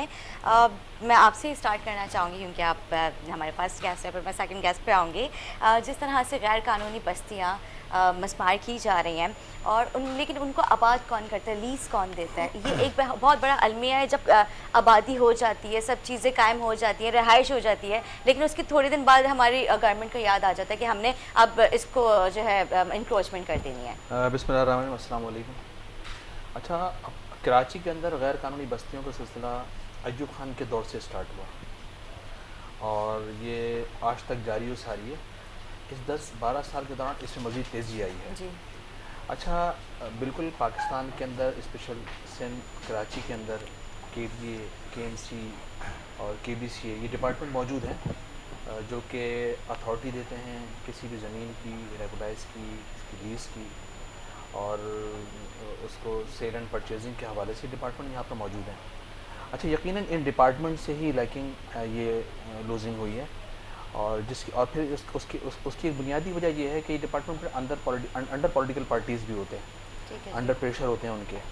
अच्छा, उस वजह से भी उनकी बहुत सारी चीज़ों का सामना करना पड़ता है। मिसाल के तौर पर अभी गुज़श्ता दिनों जो पूरे कराची से इंक्रोचमेंट साफ़ की जा रही है, अच्छी बात है, गैर कानूनी इंक्रोचमेंट को साफ़ करना चाहिए, लेकिन क्या कराची के वो अर्बन एरियाज़ जिसके अंदर आज अगर आप चले जाएँ यहाँ से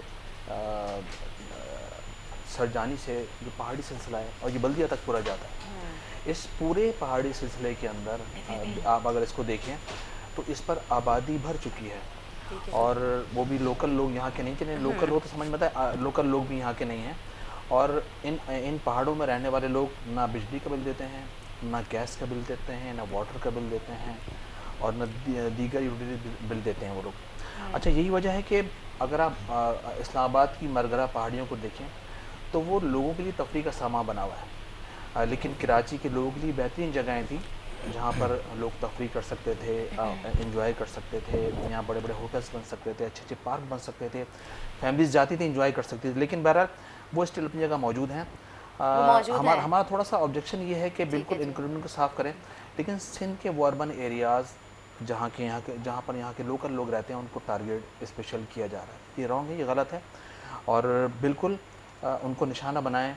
इस शहर के अंदर हमने देखा है कि जिस तरह क्लिफ्टन के अंदर बिलावल भुट्टो साहब जिस घर पे जिस गली में रहते हैं, जिस स्ट्रीट के अंदर रहते हैं, उस पूरी स्ट्रीट को उन्होंने ख़रीद लिया है, और वो जिस तरह से ख़रीदा है कि उस ज़माने में उज़ैर बलूच वगैरह यहाँ पर मौजूद थे, व्यारी गैंगवार के लोग, उनके ज़रिए सभी प्रेशर देकर लोगों से ज़मीनें ली गई।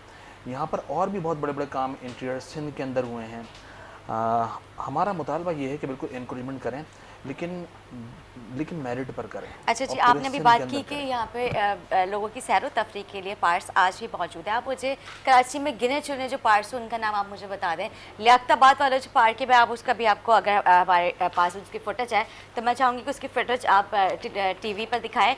जिस तरह से अभी उसका कचरा का वो एक पहाड़ बना हुआ है, वहाँ पे बच्चे खेलने के लिए जाया करते थे, लेकिन अब तो वो उन सारी सैर व तफरीह से भी, क्योंकि कोविड भी आ गया, लेकिन अब तो कोविड तो आज की बात है, लेकिन इससे पहले जो मामलात हुए हैं वहाँ पे कचरे के ढेर लगा दिए जाते थे। कराची के कई ऐसे डिस्ट्रिक्ट सेंटर में तो अब एक ही वो एक पार्क रह गया है, लेकिन वो भी कचरे की नज़र हो चुका है। डिस्ट्रिक्ट अगर मैं ईस्ट की बात करूँ तो वहाँ पे भी किसी किस्म के कोई पार्क नहीं है। तो आवाम की सैर व तफरीह की तो आप ये बात करिए ना कि वहाँ पे पार्क है और जो कुछ पार्क थे वो कब्जे की नज़र हो गए। देखिए, ऐसा नहीं है। कराची के बहुत सारे एरियाज़ के अंदर मिसाल के तौर पर कराची में 27 इस वक्त टाउन्स मौजूद हैं और इसमें पार्क्स मौजूद हैं, और मुझे अच्छी तरह याद है कि जब बल्दियाती सिस्टम एमक्यूएम को मिला, 1-2 दफ़ा 3 दफ़ा मिला मेरे ख्याल में, उस दौरान काम किया है। अच्छा, एक लोकल गवर्नमेंट के अंदर एक पार्क डिपार्टमेंट मौजूद है, वहाँ पर उसके डायरेक्टर, डिप्टी डायरेक्टर, सुपरवाइज़र और नीचे उनका लोकल अमला भी होता है मौजूद। उनकी बहुत बड़ी जिम्मेदारी में ये सब चीज़ें होती हैं कि वो पार्क को रेनोवेट करें, उसकी देखभाल करें, वहाँ पौधे प्लांट करें और दीगर चीज़ें उसका ख्याल रखें, झूले वगैरह ये वो बच्चों के लिए सब कुछ करें। लेकिन होता ये है कि मिसाल के तौर पर अभी 4 साल बल्दियाती गवर्नमेंट रही, उसमें मेयर वसीम अख्तर थे। इख्तियारात का अपनी जगह एक प्रॉब्लम थी कि इख्तियारात नहीं थे, लेकिन अब तो आज पीपल्स पार्टी के पास है। आज वो तमाम डिपार्टमेंट पीपल्स पार्टी के पास हैं। Water and sewerage board, KDA, KMC, multi development authority और दीगर बहुत सारे डिपार्टमेंट जो कि सिटी गवर्नमेंट के अंडर में होने चाहिए थे, वो तमाम के तमाम सिंध गवर्नमेंट के अंडर में। दुनिया का अगर आप जायज़ा लें, दुनिया की तरफ देखें तो लोकल डिपार्टमेंट बहुत ज़्यादा एम्पावर होता है, बहुत पावर्स होती हैं, बहुत सारे डिपार्टमेंट उसके अंडर में होते हैं, पुलिसिंग निज़ाम उसके अंडर में होते हैं, हॉस्पिटल्स के अंडर में होते हैं और दीगर बहुत सारी चीज़ें उनके अंडर में होती हैं। लेकिन यहाँ पर हाथ पाँव बांध कर, पावरलेस कर ये सब कुछ की मिसाल के तौर पर भी चीफ जस्टिस ऑफ पाकिस्तान ने अच्छा स्टैंड लिया है कि जो कब्जे, जहाँ पर कब्ज़ा है, जहाँ इंक्रोचमेंट है, उसको क्लियर करवाएं।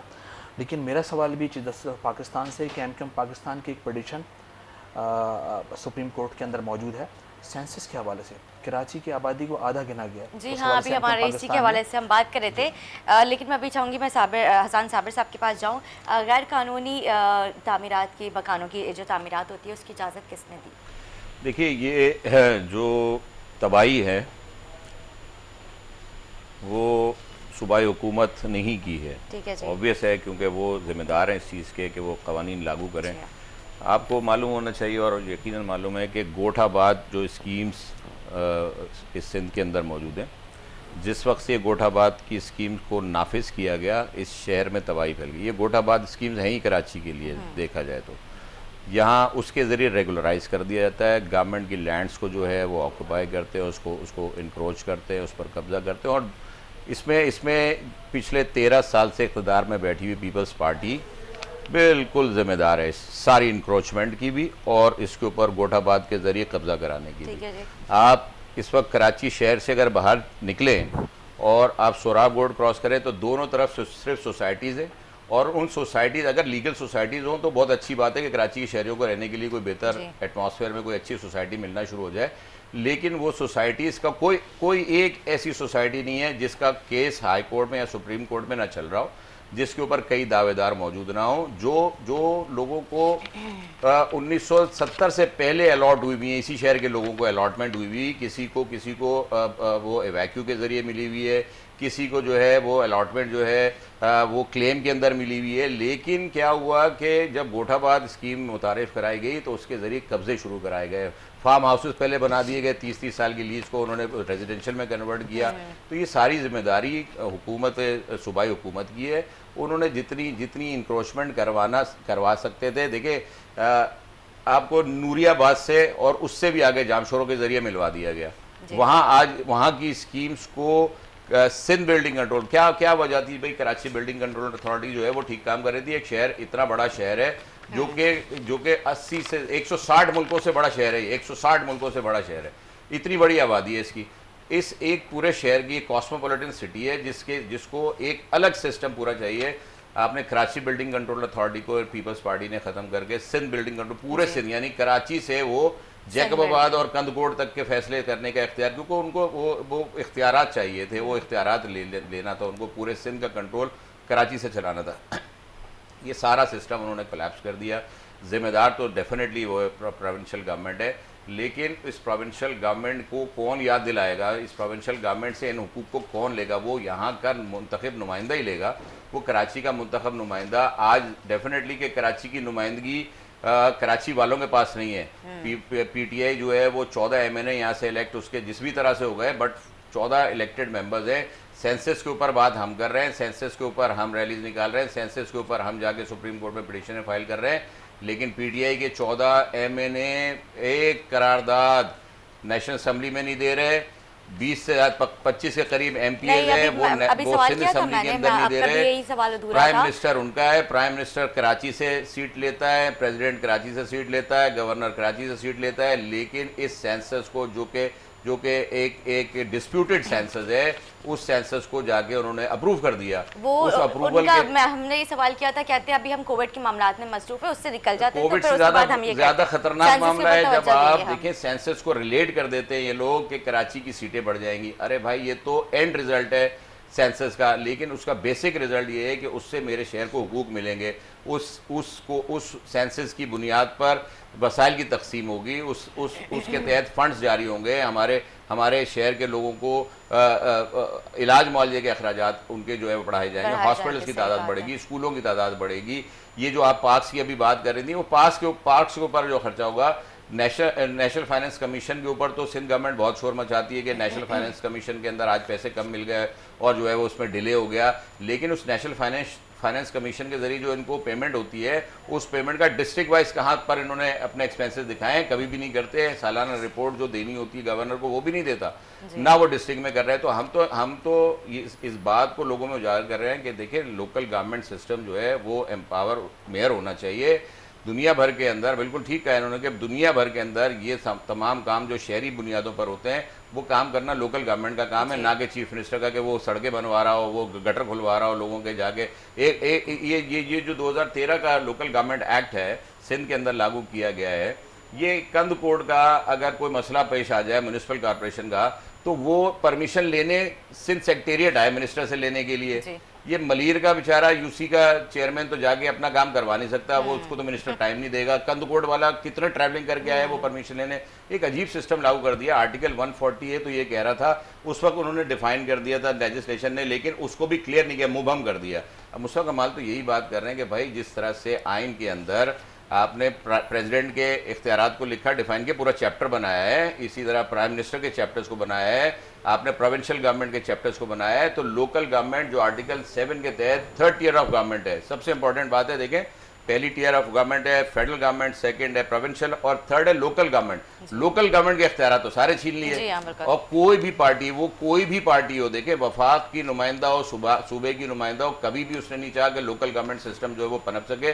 जरदारी साहब बैठे हों, नवाज शरीफ साहब बैठे हों, इमरान खान साहब बैठे हों। इमरान खान साहब ने बड़ा शोर मचाया था कि हमारा बड़ा ज़बरदस्त केपी के अंदर जो है लोकल गवर्नमेंट सिस्टम है और पूरे पाकिस्तान में राइज कर देंगे। आते ही उन्होंने निकाल दिया लोगों को, लोकल गवर्नमेंट सिस्टम ही ख़त्म कर दिया। और भाई जिनका काम था एक छोटे से इलाके के अंदर वो ऐसा तरीके से काम कर सकते थे, वो वहाँ के लोगों के मसाइल हल कर सकते थे। एक शहरी अपने काउंसलर को तो जाके पकड़ सकता है, लेकिन वो जाके मिनिस्टर तक तो उसकी रसाई नहीं हो सकती। वो जो पूरे सिंध का मिनिस्टर है उसको आपने बिठा दिया लोकल गवर्नमेंट के ऊपर। तो देखिए ये बेसिक प्रॉब्लम्स हैं कि जहाँ फिर लोग क्या करते हैं, वो जाकर इसी तरह के काम शुरू करते हैं जहाँ लाकानूनियत आती है।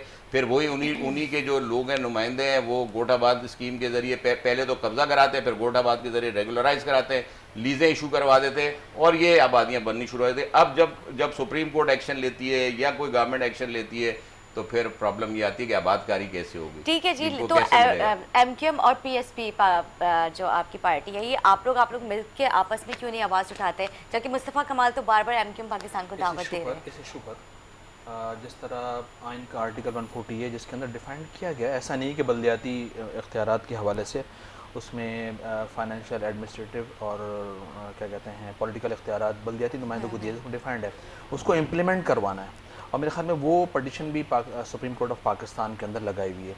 अच्छा, बहुत सारे लोगों की पाकिस्तान के अंदर ख्वाहिश थी कि कराची को कौमी धारे के अंदर शामिल किया जाए, और आज हम देखें तो कराची को ज़बरदस्ती कौमी धारे में शामिल कर दिया गया है। ठीक है, 14 सीटें पाकिस्तान तहरीक इंसाफ को दी गई हैं, दिलवाई गई हैं, पब्लिक ने दी हैं, बहरहाल ये हो चुका है। लेकिन सवाल ये पैदा होता है कि क्या कराची कौमी धारे में शामिल होने के बाद भी क्या कराची के मसाइल इशू हो गए, रिजॉल्व हो गए? आज भी इशूज़ हैं अपनी जगह पर। कहाँ हो गए? फिर इसके अलावा एक बात और भी ये है कि देखें, अगर कराची कौमी धारे में शामिल हो गया है, उसके बावजूद भी कराची के मसाइल को रिजॉल्व ना करना, हल ना होना, इतनी ह्यूज फंडिंग कराची दे रहा है आपको, रेवेन्यू की मद में, टैक्स की मद में दे रहा है, और जिसकी बुनियाद पर पूरा पाकिस्तान चल रहा है। पूरे पाकिस्तान का वाहिद शहर ऐसा है कि जो सबसे ज़्यादा फंडिंग आपको करके दे रहा है, और उस शहर का आप हाल तो देखें कि पाकिस्तान के जहाँ पर गुज़श्ता दिनों मुझे अच्छी तरह याद है एक साबिक़ चीफ जस्टिस ऑफ पाकिस्तान, तो उनकी ख्वाहिश ये थी, उन्होंने ये कहा बाकायदा तौर पर कि कराची में डिलिमिटेशन यानी हल्का बंदियाँ इस तरह से की जाएँ कि किसी एक पार्टी की नुमाइंदगी ना हो, सिर्फ कराची की उन्होंने कहा, ये और वो सब कुछ हुआ भी कि मुकामी लोगों को इख्तियारात, उनकी डिलिमिटेशन और हल्का बंदी इस तरह की गई कि मुकामी लोग कम से कम असम्बलियों के अंदर पहुँचे। यकीनन जब मुकामी लोग असम्बलियों के अंदर कम से कम पहुँचेंगे, जिस तरह से इस वक्त जो MNAs MPs पाकिस्तान तहरीक इंसाफ के, उनसे कराची सब पाकिस्तानी हैं, सब मुसलमान हैं, सब हमारे भाई हैं, लेकिन थोड़ा सा इस चीज़ को भी देखना चाहिए कि ये शहर बहुत ज़्यादा एहसास महरूमी का शिकार है। यहाँ बहुत सारे इश्यूज़ हैं, यहाँ बहुत सारे मसाइल से ये शहर गुजरा है। आज अगर मिसाल के तौर पर कौमी धारे में आपने शामिल इसको कर भी लिया है, तो इसके मसाइल को हल करें। इसका मतलब ये हो गया कि जिस तरह इंटरनेशनल पॉलिसीज़ पाकिस्तान के लिए कुछ ना कुछ हैं, बिल्कुल इस तरह से नेशनल पॉलिसीज़ कराची के लिए कुछ बनी हुई है कि इनके साथ इनको कुछ देना नहीं है, इनके साथ कुछ पॉजिटिव नहीं करना, अच्छा नहीं करना। बिल्कुल इस तरह जिस तरह गोड आबाद स्कीम के तहत तकरीबन 2500 गोडों को रजिस्टर्ड कर उसको अर्बन में शामिल किया गया, उसकी अलग फंडिंग है। और कराची में मिसाल के तौर पर पाकिस्तान पीपल्स पार्टी कहती है कि हम कराची को फंडिंग कर रहे हैं, हमने कराची में इतना काम किया, वो सब का सब उन आबादियों के अंदर लगाया जा रहा है। और ये शहर जो जो जो जो पूरे पाकिस्तान को पार रहा है, जहाँ पाकिस्तान पीपल्स पार्टी ने ज़ोर ज़बरदस्ती की बुनियाद पर कब्ज़ा करना चाह रही है पूरे कराची पर, वो उनकी ख्वाहिश ये है। लेकिन बहरहाल ये कंफर्म है, ये हकीकत है कि इस 13 साल दौर के अंदर पाकिस्तान पीपल्स पार्टी ने जो इस शहर का हाल किया उसकी मिसाल नहीं मिलती। पाकिस्तान पीपल्स पार्टी ने वादा किया था कि हम इस शहर को ट्रांसपोर्ट देंगे, उनके ट्रांसपोर्ट के 3 से 4 वजीर आए और चले गए, किसी ने काम 1000 बसें, नहीं, पाकिस्तान पीपल्स पार्टी ने 200 बसेस का अनाउंसमेंट की थी। ये 4000 बसेस की ये तकरीबन 13 साल से जारी हो रही है। 13 साल से जैसे पेंशन का उन्होंने 2019 में कहा था और अभी भी ऐलान कर दिया। 4000 बसेस का उन्होंने कहा अभी मिसाल के तौर पर आखिरी बात, मिसाल के तौर पर जैसे NFC अवार्ड हमने 18वीं तरमीम को MQM पाकिस्तान ने भी सपोर्ट किया था। उसकी बुनियादी वजह ये थी कि छोटे सूबे एहसास महरूमी का शिकार थे। उस वक्त पाकिस्तान पीपल्स पार्टी 18वीं तरमीम लेके आई, पाकिस्तान की तमाम सियासी जमातों ने, हमने भी इस पर रिसर्च की, लेकिन ये हमसे गलती हो गई बहुत बड़ी। उसकी बुनियादी वजह ये थी कि हमें अंदाज़ा नहीं था और मेरे ख्याल में पाकिस्तान की दीगर सियासी जमातों को भी अंदाज़ा हो गया कि जो मुस्तकबिल की प्लानिंग पीपल्स पार्टी कर रही थी, उनको अंदाज़ा था कि मुस्तकबिल के अंदर पीपल्स पार्टी सिर्फ रूलर तक रह जाएगी। आज 45, 46, 47 सीटें इनकी कौमी असम्बली की नेशनल असम्बली में, कौमी असम्बली के अंदर मौजूद हैं। इनको पता था महदूद हो जाएंगे, और महदूद हो जाएंगे उसके बाद हमें ये 18वीं तरमीम के ज़रिए यकीनन जो वफाक से फ़ंड मिलेगा सिंध गवर्नमेंट को, उसका आज़ादाना इस्तेमाल करेंगे। सुप्रीम कोर्ट के जजेस कह रहे हैं कि सिंध में जितनी करप्शन इसकी मिसाल नहीं मिलती। सुप्रीम कोर्ट के जजेस ये कह रहे हैं कि सिंध में जितनी बदइंतज़ामी है, सिंध में जितनी लूट मार इसकी मिसाल नहीं मिलती। MQM एक पटिशन लगा चुकी है कि तकरीबन 1 लाख जाली डोमिसाइल पर आपने गैर मुकामी लोगों को यहाँ जॉबें दी हैं। सिंध क्या कहते हैं, सिंध के अंदर जो जॉबों का सिलसिला है वो भी इन्होंने पूरा तवाज़ुन ख़राब करके रख दिया है। पूरे सिंध का बैलेंस इन्होंने आउट कर दिया है। और यकीनन इसमें कोई शक नहीं है कि ये फ्यूडल्स माइंड लोग हैं, ये कभी भी बल्दियाती लोगों को अख्तियार नहीं देंगे। उसकी बुनियादी वजह यही है कि बल्दियाती सिस्टम से लोग स्ट्रीट लेवल से उठ के लीडर बनते हैं, ऊपर आते हैं, और उनका विजन होता है। ठीक है साजिद साहब, जिस तरह से अभी आपने कहा कि बल्दियात इसमें उनको अवाम देखते हैं क्या होता है, वो तो एक बात की बात है। हम भी मतलब PSP के हसन साहब हमारे साथ मौजूद हैं। मैं उनसे ये सवाल करना चाहूँगी, अब आइंदा जो बल्दियाती इलेक्शन होते हैं उसमें आप MQM को कहाँ देख रहे हैं? देखिए, हम तो अपनी तैयारी कर रहे हैं। हमारा हम किसी को देखने और उसमें तो इस वक्त नहीं पढ़ना चाहते। इस सिलसिले में हम अपनी तैयारी कर रहे हैं। हर पार्टी का इख्तियार होने से वो अपनी तैयारी कर रही है। ऑब्वियसली आवाम के ऊपर छोड़ा जाता है इसको कि वो किसको सेलेक्ट करते हैं। पास से मालूम करेंगे ना सारी चीज़ें। लेकिन यहाँ पे मैं एक सवाल ऐड करना चाहूँगी, क्योंकि मुस्तफ़ा कमाल साहब जब कहा करते थे कि ये मेरी बदौलत जो है कराची में इतना डेवलपमेंट हो चुकी है, इतना सब कुछ, और ये बात मानने वाली है। जो कराची में तरक्याती काम किए गए मुस्तफ़ा कमाल के दौर में किए गए, तो इसमें कोई MQM का कमाल नहीं है, सिर्फ मुस्तफ़ा कमाल का कमाल है। देखें, वो जो जिस बैकग्राउंड में बात करते हैं उसको समझने की ज़रूरत है। वो जिस वक्त इस शहर के मेयर थे 2005 में, उस वक्त सिर्फ कराची के मेयर मुस्तफ़ा कमाल थे, और आप अगर हैदराबाद में कहें तो वहाँ भी MQM के मेयर थे। लोग रिलेट कर देते हैं सारी चीज़ों को। ऑब्वियसली देखना पड़ेगा ना पीछे क्या बैकग्राउंड हुआ। तो सिर्फ कराची की हद तक क्यों तरक्की हुई, कराची को क्यों डेवलप किया गया, कराची में ही ऐसा विजनरी मेयर क्यों था, हैदराबाद में क्यों नहीं हुई तरक्की। मुशर्रफ साहब तो वहाँ पे भी बीइंग ए प्रेसिडेंट जो है उस शहर को भी डेवलप करना चाहते थे, तो शहर में भी फंडिंग कर रहे थे। कराची शहर डेफिनेटली एक कॉस्मोपॉलिटन सिटी था, यहाँ भी फंड कर रहे थे। देखें, फिर 2016 से अगर लगा लें 2020 तक, उसमें कोई तरक्की नहीं हो सकी। हमने उस वक्त मुस्तफ़ा कमाल भाई ने कराची प्रेस क्लब पे एक 17 पॉइंट्स का जो है वो एक चार्टर दिया था, और सिंध गवर्नमेंट को डेफिनेटली दिया था। उसमें हमारा मेन पॉइंट ये था कि मेयर को एम्पावर किया जाए। हम उस वक्त तो कोई सियासत इस तरह की नहीं कर रहे थे, कराची की डेवलपमेंट पे ही बात कर रहे थे कि कराची को इख्तियार और बाइख्तियार बनाना है। कराची को अगर डेवलप करना है, कराची के लोगों के मसाइल को हल करना है, तो मेयर को पावरफुल होना चाहिए, मेयर के पास तमाम इख्तियारात होने चाहिए, मेयर का फंड होना चाहिए। मेयर ही डिसाइड करेगा कि इस शहर में कहाँ तरक्की होनी है, ना कि कोई लोकल गवर्नमेंट का मिनिस्टर करेगा। तो हम तो इस चीज़ को पहले दिन से 2016 से जब से पाकिस्तान ज़मीन पार्टी वजूद में आई है, हम तब से इस पॉइंट के ऊपर अपनी पार्टी के ऊपर हम तमाम मीटिंग्स में, तमाम तकरीर में, तमाम जलसों में ये बात करते हैं कि भाई लोकल गवर्नमेंट को एम्पावर करें, लोकल गवर्नमेंट से लोगों के मसाइल हल होंगे। और वो जो आपकी पहली वाली बात है कि मुस्तफ़ा कमाल, तो ये दुनिया ने माना है ना। देखें, मुस्तफ़ा कमाल को one of the 3 best mayors में से उनको अवार्ड दिया अमेरिका से। उनको अगर सराहा गया तो हैदराबाद के मेयर को तो नहीं सराहा गया। तो अगर वो रिलेट करते हैं तो बिल्कुल ठीक करते हैं कि उनका दौर था। तो MQM ने उनको ये मुकाम दिया, उससे पहले मेयर थे फारूक सत्तार साहब, वो तो सड़कों पर इस तरह से नजर नहीं आए। लेकिन उनके बाद अगर मेयर थे वसीम अख्तर, वो भी सड़कों पर इस तरह से नजर नहीं आए। जिस तरह मुस्तफ़ा कमाल ने जिस जज्बे के साथ इस शहर की खिदमत की, जिस जज्बे के साथ काम किया, उसको तो सराहा ना दुनिया ने। आप भी सराहेंगे उनको। फंडिंग की मतलब पार्टी फंडिंग नहीं करती है, पार्टी ने फंड रिलीज करवाया, पार्टी ने देखिए उसके जरिए मतलब पार्टी की बिहाफ पे उन्होंने प्रोजेक्ट के तो और क्या कहेंगे, बगैर प्रोजेक्ट के कोई फंड रिलीज नहीं होता। इसको समझिए, अगर प्रोजेक्ट होता है, अभी PTI गवर्नमेंट ने लास्ट सितंबर में बारिशों के बाद 1100 अरब रुपए का पैकेज अनाउंस कर दिया, बगैर सोचे समझे कि ये फंड फेडरल गवर्नमेंट किसी डिस्ट्रिक्ट को या किसी शहर को डायरेक्टली दे ही नहीं नहीं, वो तो सकती है। 18वीं announcement तरमीम के के हद तक बाद वो announcement 18वीं तरमीम के बाद से दे ही नहीं सकती ना, नहीं कर रहे ना लोग बहस इसके ऊपर। 1100 हाँ। अरब रुपए कहाँ गए? डायरेक्ट तो फंड मिल ही नहीं सकता। जी, बिल्कुल। उस वक्त भी नहीं मिल सकता था, उस वक्त भी सिर्फ इस वजह से मिलता था कि जब ये प्रोजेक्ट अनाउंस होता था उसके ऊपर फिजिबिलिटी बनती थी, और ये प्रोजेक्ट मेयर लेके आता था ना, मुस्तफा कमाल लेके आता था ना कि भाई इस शहर को बसें चाहिए, इस शहर को अंडरपासेस चाहिए, इस शहर को जो है वो फ्लाईओवर्स चाहिए, इस शहर के जो हॉस्पिटल्स हैं, जो डिस्पेंसरीज लोकल गवर्नमेंट के अंडर में आती हैं वो खस्ता हाल हो गई, उनको डेवलप होना चाहिए। अब्बासी शहीद हॉस्पिटल को जो है वो बेहतर हो जाना चाहिए। उन्होंने तो ये सारी चीजें जो जो जो लोकल पार्टी के गवर्नमेंट के behalf तहत पे किया ना स्कूल्स है, उन्होंने, जो लोकल पार्टी के गवर्नमेंट behalf पे किया माने, नहीं, पार्टी के behalf बिहाफ पे। देखे, अगर वो उस वक्त बाइख्तियार थे, अगर वो विजनरी थे, अगर वो करना चाहते थे तो किया। पार्टी के बिहाफ पे हैदराबाद में क्यों नहीं हुआ? उनके मेयर में इतना टैलेंट नहीं होगा ना तो वो फिर हमारे। टैलेंटेड आदमी का काम है ना। मतलब तो यही सारी तो बोलो, अच्छा ठीक है वो टैलेंटेड थे, लेकिन देखिए, पार्टी के behalf पे तो उन्होंने किया। सारी चीजें मुस्तफा कमाल ने सीख ली थी जी पार्टी हाँ। से, फिर इसका मतलब है। जी जी आप मेरे ख्याल में शख्सियात कुछ नहीं होती, पार्टीज होती हैं। अगर शख्सियात इतनी स्ट्रांग होती हैं तो फिर पार्टी कुछ नहीं होती, शख्सियात के पीछे पार्टीज खड़ी होती हैं।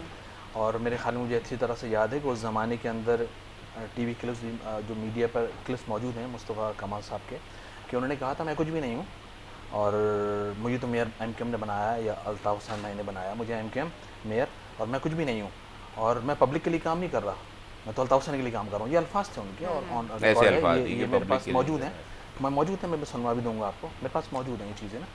अच्छा देखिए, शख्सियात कुछ भी नहीं होती। मुझे अच्छी तरह याद है जो परवेज़ मुशर्रफ का दौर था वो सुनहरी दौर था।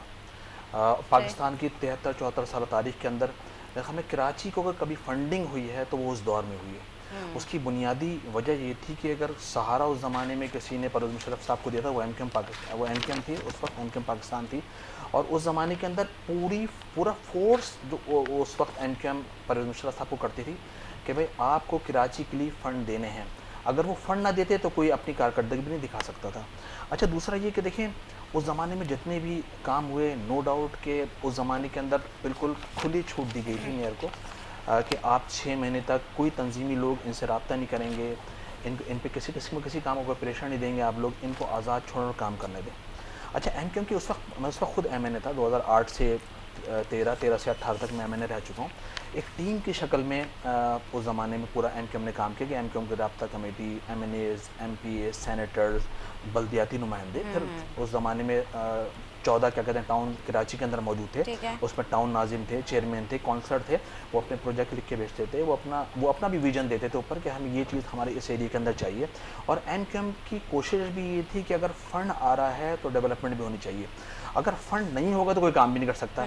मिसाल के तौर पर एक ज़माने के अंदर इससे पहले जब सत्तार अगमानी साहब कराची के मेयर रह चुके हैं जमात इस्लामी के, फिर दोबारा से परवेज़ मुशर्रफ साहब के ज़माने में एमकेएम ने बाइकाट किया था तो उस वक्त भी जमात इस्लामी के पास मेयरशिप थी और फंड भी था लेकिन वो काम नहीं कर सके। लेकिन देखिए एमकेएम का फोकस टारगेट कराची कल भी था, आज भी, और उससे पहले भी था। देखिए आज भी कराची में K4 अगर किसी ने मुतारिफ कराया तो एमकेएम पाकिस्तान है, मेरे नहीं कराई, एमकेएम ने कराई थी वो। अच्छा इसके अलावा मुझे अच्छी तरह याद है एक डेलीगेशन गया था, उसमें मैं खुद मौजूद था। उस ज़माने में गिलानी थे वज़ीर पाकिस्तान, उनके आगे पूरी हमने उसकी फिजिबिलिटी रिपोर्ट PC1 बनाकर गिलानी साहब के हमने टेबल पर रखी। उसमें मुझे अच्छी तरह याद है K4, S3, मास ट्रांजिट, सर्कुलर रेलवे, ये सब कंसीव किया ना मुस्तफा कमाल ने। ये मास ट्रांजिट जिस ज़माने में फारूक सत्तार साहब थे 88 में मेयर कराची थे, उस ज़माने में रखा गया था। आप ये जो मेट्रो बस का सुनती हैं आज की, इसमें अगर मेट्रो बस का नाम ले तो हम शहबाज शरीफ का नाम आता है, पंजाब का आपका जहन में आएगा। उस ज़माने के अंदर वर्ल्ड बैंक पाकिस्तान क्या कहते हैं यहाँ से रिकमेंडेशन भेजी थी और वर्ल्ड बैंक के लोन दे रहा था बाकायदा तौर पर इस हवाले से, और यहाँ पर मास ट्रांजिट सर्कुलर रेलवे के हवाले से, और उस पर वफाक ने क्लियर नहीं किया कि वफाक को एक एनओसी देनी पड़ती कि ठीक है आप दें, बाकी ये जो ले रहे हैं लोन वो देखेंगे। लेकिन उस ज़माने में वफाक ने क्लियर नहीं किया। उस ज़माने में जो हुकूमत थी वो मोहतरमा ज़िया-उल-हक के साहब की थी, उस ज़माने में ये चीज़ आगे बढ़ी, टेबल तक गई, फिर मोहतरमा की हुकूमत आ गई, मोहतरमा ने इस प्रोजेक्ट को निकाल के आउट कर दिया। उस ज़माने के अंदर मेट्रो हमने दिया था, तो उस वक्त एमकेएम तो थी, उस गवर्नमेंट में तो एमकेएम थी।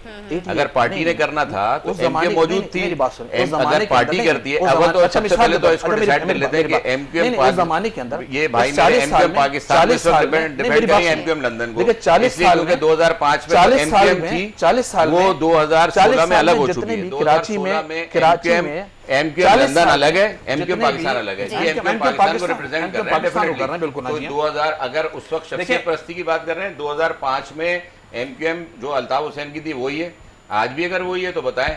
इसलिए क्योंकि ये मेरे दोस्त इस वक्त जो बैठे हैं, ये एमकेएम पाकिस्तान से बैठे हैं, एमकेएम से बैठे हैं। एमकेएम एक अलग जमात है। देखिए मैं एक चीज कहना चाहूंगा, मिसाल के तौर पर, एमकेएम के फाउंडर अल्ताफ हुसैन है, एमकेएम के फाउंडर अल्ताफ हुसैन है, एमकेएम मैंने पाकिस्तान एग्जांपल के दी, फाउंडर क्योंकि फारूक टाइम हमारा सत्तार बहुत है। शॉर्ट है। एग्जांपल फाउंडर मैंने कोई एमकेएम पाकिस्तान के फाउंडर, मैंने कोई गूगल पे ना वेबसाइट पे डाला हुआ है, एमकेएम पाकिस्तान के फाउंडर फारूक सत्तार हैं और उनके कन्वीनर खालिद मकबूल सिद्दीकी अच्छा हैं। मिसाल के तौर ठीक पर है जी। वो वाली अगर एमकेएम मुस्तफा की बात कमाल अभी की बात कर रहे हैं, कारकर्दगी, शख्सियत परस्ती की इसमें बात नो कर डाउट रहे हैं। कि उस जमाने में नहीं, काम मुस्तफा हुआ। कमाल साहब ने बहुत नहीं, अच्छा काम नहीं, किया। मैं एग्जांपल बहुत दूंगा अच्छा कि काम उस किया, जमाने जी। के अंदर ये अल्फाज थे उनके कि फलां के लिए अल्फाज थे।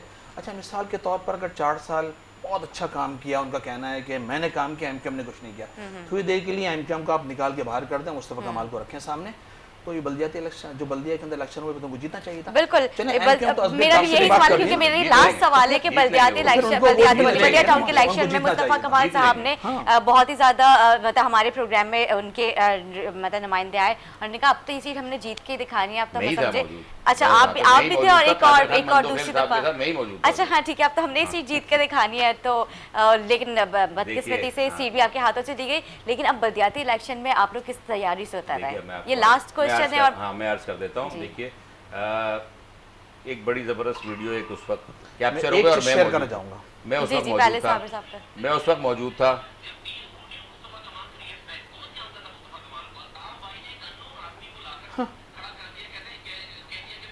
सुन ले गौर से।